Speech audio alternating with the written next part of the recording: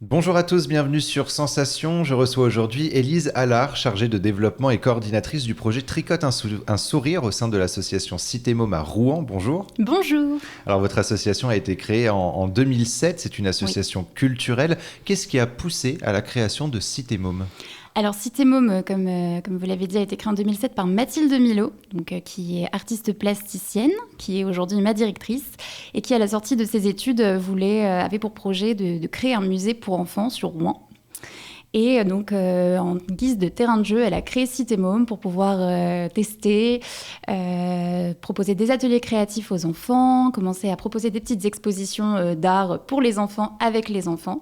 Et ça a donné Cité Môme, qui est en activité depuis 15 ans et qui fêtera ses 15 ans le 24 septembre. Et l'association propose de nombreux ateliers pour enfants, hein, vous l'avez évoqué. Quelles sont les activités qu'il est possible de faire au sein de votre association? Alors, chez Cité Môme, on propose des ateliers créatifs autour de thèmes variés, avec toujours comme objectif de faire découvrir quelque chose aux enfants sur la nature, sur l'actualité, sur des histoires, des contes, etc. Donc, on a des ateliers créatifs pendant les vacances scolaires et des ateliers créatifs à l'année à notre local le mardi soir et le mercredi. Et après, on intervient aussi un petit peu dans toute la métropole rouennaise, auprès de collectivités, etc., pour proposer des ateliers toujours créatifs avec un petit angle récup. Alors la créativité est depuis très longtemps ouverte aux enfants, hein, à l'école par exemple, et au travers d'activités manuelles comme l'art plastique, l'enfant se révèle et s'exprime d'une autre façon. En quoi l'art doit prendre une part plus importante chez les enfants? Que permet-elle selon vous?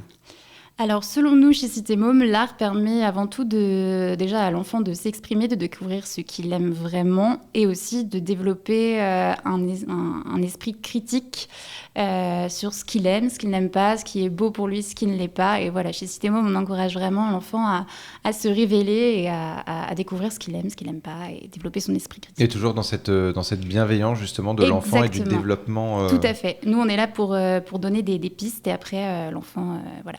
Alors Cité Môme, c'est surtout trois valeurs que vous mettez en avant sur votre site internet: découvrir, créer et rêver.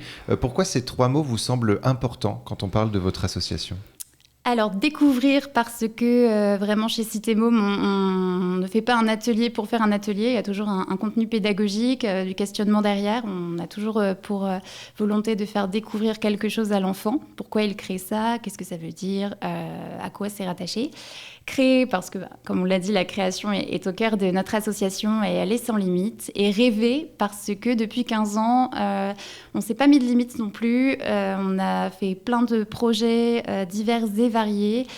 Et vraiment, on n'a aucune limite. Il y a parfois des projets qui viennent dans l'association, etc., que des gens extérieurs nous proposent. On ne se met pas de limite et voilà, on rêve chaque jour depuis 15 ans. Alors justement, vous avez dit l'enfant n'est pas là seulement pour créer, donc vous apprenez également aux enfants à s'exprimer sur pourquoi ils ont décidé de faire telle ou telle œuvre avec telle ou telle matière. Exactement, mettre des mots, se révéler, comme je disais.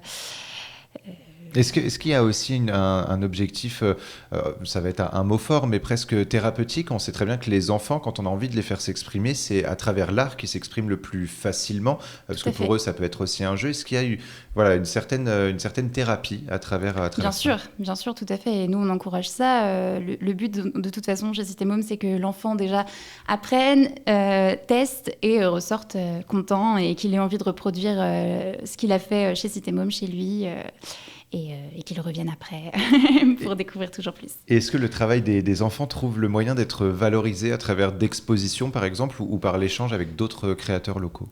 Bien sûr, déjà chez nous, on organise des petites expositions avec toutes les créations que les enfants font au fur et à mesure de l'année. Par exemple, pour les enfants inscrits le mardi et mercredi, à la fin de l'année, on fait une exposition globale des œuvres. Après, on inclut aussi les créations des enfants à nos expositions plus larges qu'on fait. On fait pas mal d'expositions textiles, de l'art textile, et donc on encourage aussi les enfants à participer à ces expositions qui sont plus globales et qui ont lieu dans d'autres lieux de la métropole, etc. Donc, ouais. Et que permettent ces échanges, justement, et cette valorisation dans l'accomplissement personnel de l'enfant? Mais il y a une certaine fierté à voir son œuvre après rattachée à une plus grande exposition, à pouvoir inviter ses parents à venir voir l'exposition. Voilà, donc on encourage le fait d'être fier de son travail, de pouvoir le montrer. Et, Voilà. Alors, les parents, justement, vous avez des retours de la part de parents après une œuvre, justement, d'un enfant, etc. Quel est le bilan que font les parents en général ? Alors globalement, ils sont ravis parce que les enfants leur apprennent plein de choses. Comme je vous disais, on aime vraiment mettre du contenu pédagogique derrière nos créations. Et c'est vrai que quand les parents viennent voir nos expositions, ils apprennent plein de choses et ils se disent « Ah ouais, tu as appris tout ça dans l'année, c'est chouette ». Donc il y a une certaine transmission un petit peu aux parents et donc l'enfant est fier et le parent est ravi et nous d'autant plus. Et le parent parfois se rend compte qu'à la maison, on peut faire des choses très simples mais très chouettes et très créatives et il aime reproduire ça avec ses enfants à la maison, donc nous on est contents. Et qu'est-ce qui vous a donné envie de rejoindre justement cette association ? Moi personnellement, c'est le mot rêver, d'en découvrir, créer, rêver, c'est que je voyais bien qu'il n'y avait aucune limite au projet de l'association et moi je sortais de mes études culturelles et j'avais très très envie d'un terrain de jeu comme Mathilde Milo qui l'a créé et on m'a proposé un projet voilà, et je me suis dit allez j'y vais, ça m'intéresse. Il n'y a pas de limite et c'est vraiment chouette. Alors justement, vous êtes coordinatrice du projet Tricote un sourire au sein de l'association, un projet qui vous tient à cœur, hein. Il y a une part aussi personnelle à travers ce projet. Alors parlez-nous justement du projet Tricote un sourire et quels en sont les objectifs ? Alors le projet Tricote un sourire, il consiste en la réalisation d'installations artistiques à partir de petits carrés de tricot de 5 cm sur 5 cm que des gens nous envoient de la France entière et du monde entier. Et nous, on centralise tout à Rouen et on en fait des installations artistiques, notamment des tableaux de Claude Monet. C'est ce pourquoi on est le plus connu aujourd'hui, on va dire. Des représentations d'œuvres célèbres de Monet et aussi des installations textiles un petit peu plus larges. Et on reçoit environ 100 000 carrés par an dans la boîte aux lettres.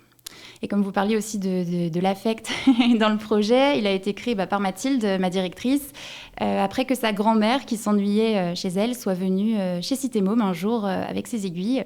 Et elle a appris à Mathilde à tricoter. Elles ont commencé par des petits carrés de tricot. Et en fait, il y a de plus en plus de personnes qui sont venues faire des petits carrés de tricot. Et c'est là que le projet a pris de l'ampleur à partir de 2014. Et on pense toujours que le tricot est une activité réservée aux personnes âgées. Est-ce que les enfants y trouvent un intérêt ? Comment les intéressez-vous au tricot qui demande une certaine technique ? Alors en effet, le tricot a quand même une réputation un petit peu vieillotte et pourtant on intervient beaucoup dans les écoles pour proposer des projets autour du textile et des petits carrés de tricot, des œuvres en tricot et les enfants sont trop forts en tricot. Nous, on arrive à créer des ateliers assez intergénérationnels. On fait intervenir par exemple le club du tricot du village dans l'école du village. Et alors oui, il y a une transmission intergénérationnelle qui se fait parce que c'est souvent des vieilles dames, on ne va pas le cacher, qui viennent apprendre le tricot. Mais l'enfant, très rapidement, peut apprendre à faire un petit carré et ils sont trop fans et ils sont très forts. Et vous proposez également des ateliers qui se veulent écologiques. Alors pourquoi tendre vers des ateliers éco-citoyens et quelles sont les méthodes d'apprentissage pour sensibiliser les enfants aux éco-gestes ? Alors en fait, il y a quelques années, on s'est rendu compte que depuis la création de Cité Môme, on utilisait beaucoup de matériaux récupérés pour nos ateliers. Ça avait toujours été intrinsèque à notre activité. Et donc on a mis des mots dessus il y a seulement très peu de temps, mais c'est vrai que la base de l'ensemble de nos ateliers est de la récup. Donc ça peut être du pot en verre, ça peut être des rouleaux de papier toilette. Alors dit comme ça, c'est pas hyper glamour, mais on s'est rendu compte qu'on pouvait faire des choses vraiment très chouettes avec. Et nous, pour sensibiliser les enfants, par exemple, on les invite tout au long de l'année, lorsqu'ils viennent pour les ateliers, à nous ramener leurs déchets propres, c'est-à-dire, comme je vous disais, les pots en verre, les rouleaux de papier toilette, le textile, donc des vêtements qu'ils ne mettent plus, des bouchons en liège, voilà. Et comment les enfants, justement, prennent-ils ce genre d'initiative ? Est-ce qu'il y a une nouvelle fois une forme de sensibilisation à la réutilisation ? On essaie, nous, à notre échelle, de leur montrer déjà ce qu'on peut faire avec tous ces matériaux un peu qui sont considérés comme des déchets chez eux et leur dire ramenez-les et vous voyez ce qu'on peut en faire, voilà. Donc, et ça crée de belles... Il y a une certaine fierté de l'enfant aussi de ramener ses déchets. Aujourd'hui, on arrive de plus en plus à sensibiliser quand même les jeunes générations au réemploi, au tri, etc. Et donc, ils sont fiers de ramener et de se dire « Ah oui, on peut en faire ça quand même ». Et c'est justement grâce à eux que peut-être la planète sera plus propre dans quelques années. Exactement. Merci beaucoup, Élise Allard, d'avoir été avec nous sur Sensation. Pour plus d'informations, on peut se rendre sur le site particulier.citemôme.fr. Et pour revoir ou réécouter cette émission, rendez-vous sur notre site et notre application Radio Sensation.